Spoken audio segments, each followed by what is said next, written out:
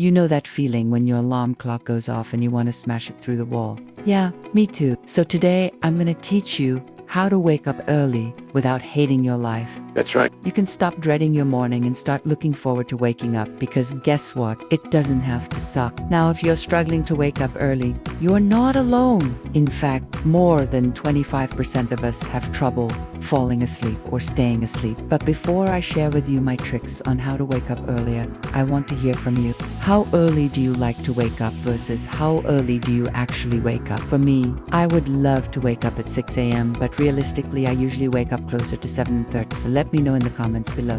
Okay, so here's the thing. Waking up early is hard for most people because 1, it means going to bed earlier, and who wants to do that? And 2, waking up early conflicts with our natural biological rhythm. Now don't worry, I'm not going to get the science on you, but there's this internal clock within each of us called the circadian rhythm that controls sleep-wake cycles, and it runs on an approximately 24-hour cycle. Now, this internal clock is influenced by external factors such as light and temperature, which control the release of certain hormones like melatonin that tells us whether or not we should be awake or asleep. Now, for those of you who are thinking, okay, well, just take melatonin, then you will be able to fall asleep earlier and wake up earlier. It's not that simple, because melatonin also triggers the release of cortisol and adrenaline, which is the stress hormone.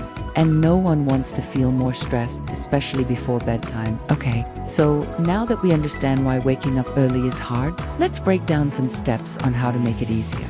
Step 1 is expose yourself to daylight first thing in the morning. Now, exposing ourselves to bright light suppresses the production of melatonin, which helps us stay awake and feel alert. In fact, there was a study done in 2017 that showed that morning sunlight exposure delayed melatonin onset and increased time to sleep. This explains why many of us naturally feel more awake during the day and ready to sleep at night. So step 2 is letting the sunlight hit your face. You heard me right. If you want to wake up earlier, put your alarm clock or your phone away across the room and stick an Amazon Kindle on your bedside table. Not only will reading make you feel less groggy, but research has shown that reading fiction can reduce stress and anxiety levels. It can also help you relax after a busy day and prepare you for a restful night of sleep. Alright, step 4 is don't use caffeine to wake up. I know this is going to be hard for some people. Okay, look, I'm not going to lie. Drinking coffee first thing in the morning makes us feel more awake almost immediately,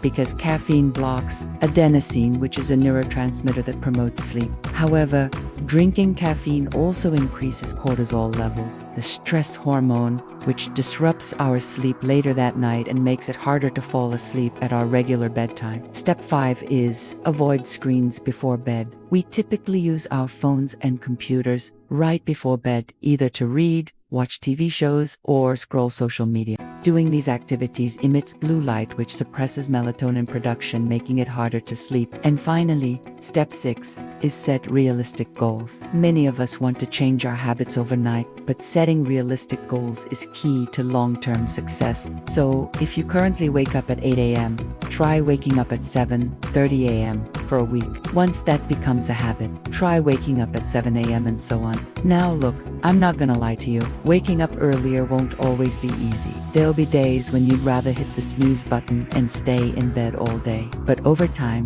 by practicing these steps, it will become easier. And the good news is, there are plenty of benefits to waking up earlier. For example, you'll have more time to get things done, exercise, or simply enjoy a cup of coffee in silence before the rest of the world wakes up. And yes, you can also use this extra time to catch up on social media, but I'm hoping you'll use it for something more productive. So give it a shot. Try these tips tonight and let me know in the comments how it goes. And hey, if you enjoyed this video, please hit the like button and share it with a friend. Until next time, stay focused, and I'll see you then. Bye!